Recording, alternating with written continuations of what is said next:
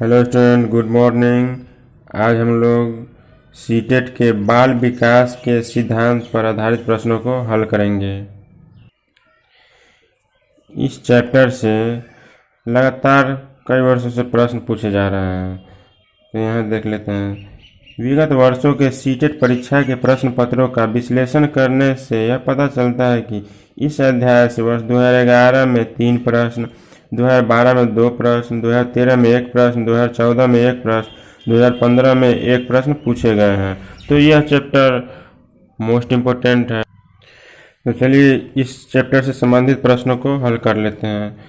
First question है, विकास एक क्रमिक एवं मंद गति से चलने वाली प्रक्रिया है। इसका संबंध निम्न में से किस विचारक से है?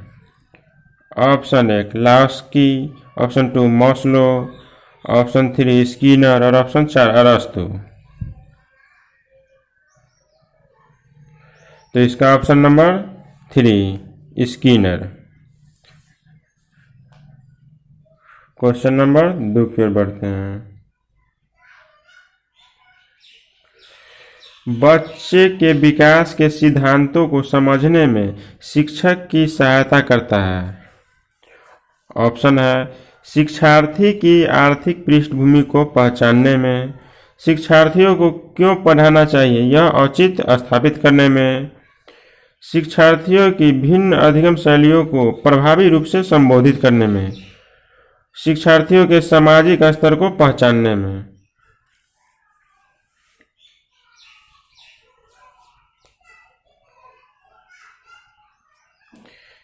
तो इसका ऑप्शन हो जाएगा 3। नेक्स्ट क्वेश्चन, क्वेश्चन नंबर 3, विकास कभी न समाप्त होने वाली प्रक्रिया है। यह विचार किससे संबंधित है?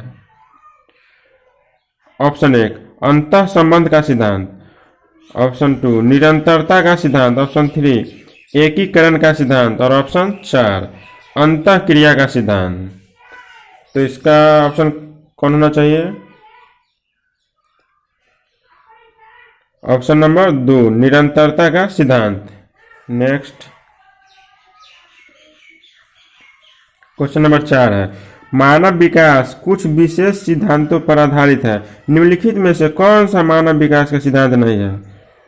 ऑप्शन 1 अनुक्रमिकता, ऑप्शन 2 सामान्य से विशिष्ट, ऑप्शन 3 प्रतिवर्ती और ऑप्शन 4 निरंतरता।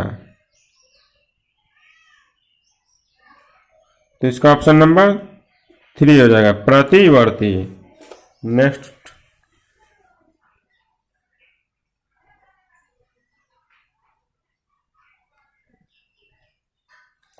क्वेश्चन नंबर 5 है, बाल विकास का निम्नलिखित में से कौन सा सिद्धांत यह बताता है कि लगभग बालकों के गत्यात्मक और भाषाई विकास में एक निश्चित प्रतिमान और क्रम दिखाई पड़ता है?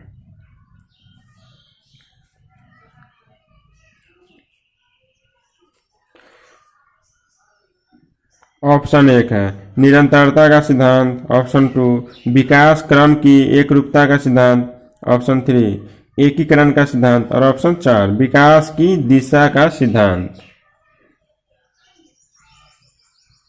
तो इसका ऑप्शन नंबर 2 होगा विकास क्रम की एकरूपता का सिद्धांत। क्वेश्चन नंबर 6 देखते हैं,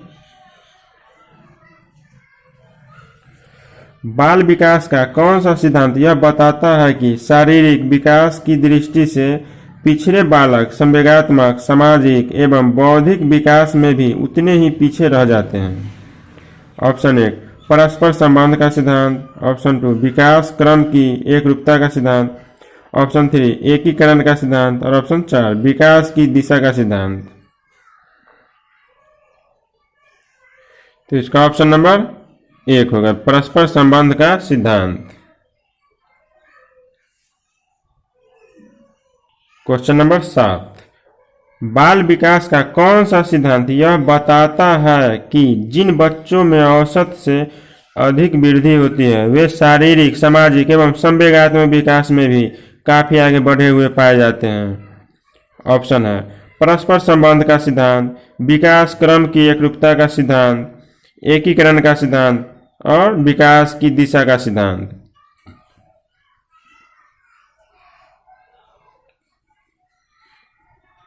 तो इसका ऑप्शन नंबर 1 परस्पर संबंध का सिद्धांत हो जाएगा। नेक्स्ट क्वेश्चन नंबर 8, बाल विकास का निम्नलिखित में से कौन सा सिद्धांत यह बताता है कि बालक सबसे पहले अपने सिर और भुजाओं की गति पर नियंत्रण करना सीखता है और उसके बाद फिर अपने पैरों पर?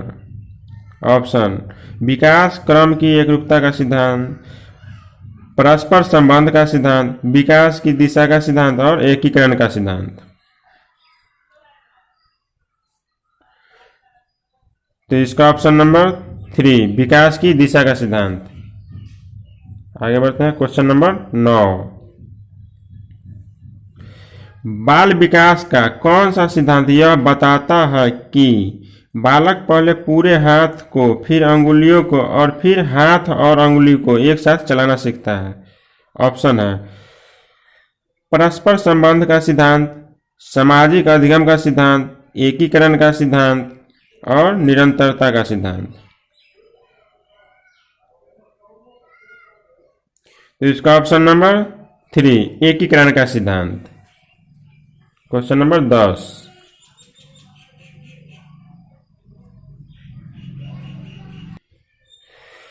बाल विकास के विभिन्न सिद्धांतों के आधार पर निम्नलिखित में से कौन सा कथन सत्य है? विकास की प्रक्रिया क्रमबद्ध रूप से आगे बढ़ती है। विकास धीरे धीरे एवं निश्चित समय पर होता है। एक ही जाति विशेष के सभी सदस्यों में विकास की कुछ समान विशेषताएं दिखाई पड़ती है। तो ये 3 ABC दिया हुआ है, इसमें से कौन सा सही होगा ये बताना है।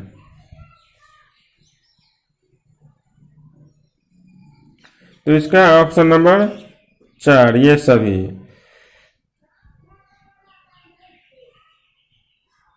नेक्स्ट क्वेश्चन 11 नंबर, बाल विकास का निम्नलिखित में से कौन सा सिद्धांत यह बताता है कि बालकों का विकास उनकी व्यक्तिगतता के अनुरूप होता है?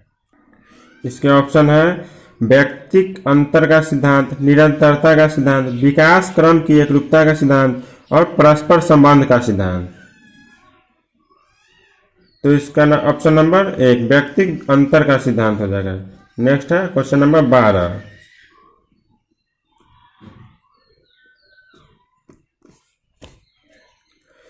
बाल विकास के विभिन्न आयामों की जानकारी शिक्षकों के लिए क्यों आवश्यक है? ए बालक की समस्याओं का निदान करने के लिए, बी बालक के लिए उपयुक्त शिक्षण विधि अपनाने के लिए और सी बालक के लिए उपयुक्त शैक्षिक वातावरण के निर्माण के लिए। तो नीचे 4 ऑप्शन दिया हुआ है, केवल ए, केवल बी, केवल सी या ये सभी।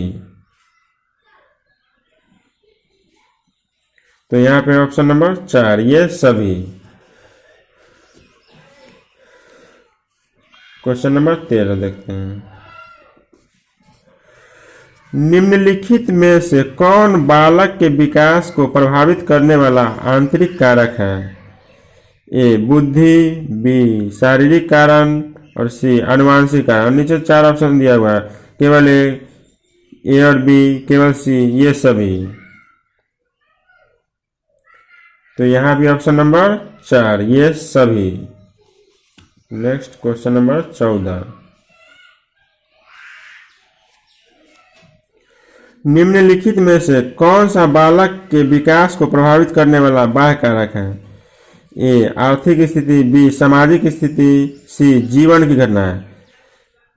और ऑप्शन ए और बी और सी, ए और सी उपरोक्त सभी।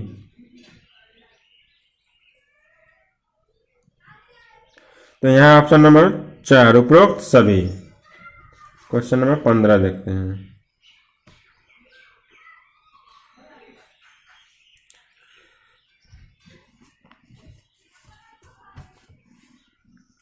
शिक्षक बाल मनोविज्ञान के ज्ञान द्वारा बालकों की, ऑप्शन है बुद्धि तथा रुचियों की जानकारी लेकर शिक्षा देता है, प्रकृति को जानकर शिक्षा देता है, सी, आर्थिक स्थिति तथा पारिवारिक स्थिति की जानकारी लेकर शिक्षा देता है। तो नीचे 4 ऑप्शन दिया हुआ है, केवल बी और सी, ए और सी, या उपरोक्त सभी। तो यहां हो जाएगा ऑप्शन नंबर 4, उपरोक्त सभी। क्वेश्चन नंबर 16, शिक्षा मनोविज्ञान एक विज्ञान है। ऑप्शन है मानव व्यवहार का, मानव सिद्धांतों का, शैक्षिक सिद्धांतों का, और मानव की व्यक्तिगत विभिन्नताओं का। तो इसका ऑप्शन नंबर 1, शिक्षा मनोविज्ञान एक विज्ञान है मानव व्यवहार का। क्वेश्चन नंबर 17 देखते हैं।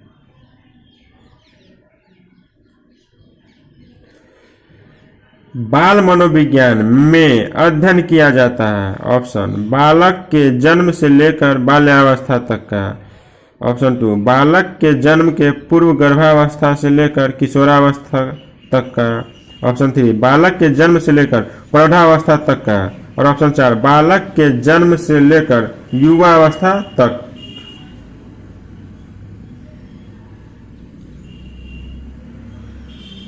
तो यहाँ ऑप्शन नंबर 1, बाल मनोविज्ञान में अध्ययन किया जाता है बालक के जन्म से लेकर बाल्यावस्था तक का।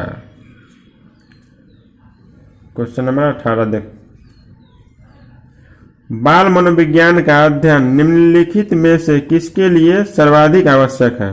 ऑप्शन 1, माध्यमिक शिक्षक के लिए। ऑप्शन 2, विश्वविद्यालय के शिक्षक के लिए। ऑप्शन 3, प्राथमिक शिक्षक के लिए। और ऑप्शन 4, उपरोक्त सभी के लिए।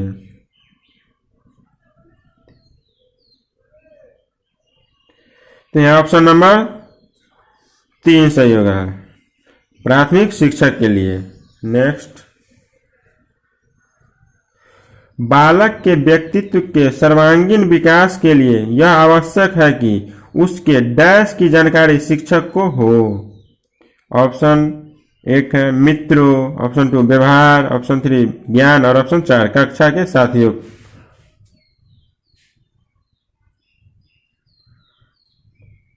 तो इसका ऑप्शन नंबर 2 व्यवहार। और लास्ट क्वेश्चन, क्वेश्चन नंबर 20 देखते हैं। निम्नलिखित में से किसे बाल मनोविज्ञान की उपयोगिता के अंतर्गत नहीं रखा जा सकता। ऑप्शन 1, बालक के भविष्य के बारे में पूर्व कथन में सहायक। ऑप्शन 2, बाल निर्देशन में सहायक। ऑप्शन 3, शिक्षक की आर्थिक प्रगति में सहायक। और ऑप्शन 4, बालकों के व्यक्तित्व विकास को समझने में उपयोगी। तो यहाँ ऑप्शन नंबर 3, शिक्षक की आर्थिक प्रगति में सहायक।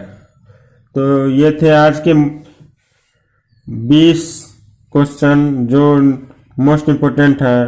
और नेक्स्ट वीडियो में हम लोग इस पर आधारित जो प्रीवियस ईयर में क्वेश्चन पूछे गए हैं उसके बारे में देखेंगे। तो कृपया हमारे चैनल को सब्सक्राइब करें ताकि अगले वीडियो में जो प्रीवियस ईयर का क्वेश्चन सॉल्व कराया जाए उसे आप तक सबसे पहले पहुंचाया जा सके।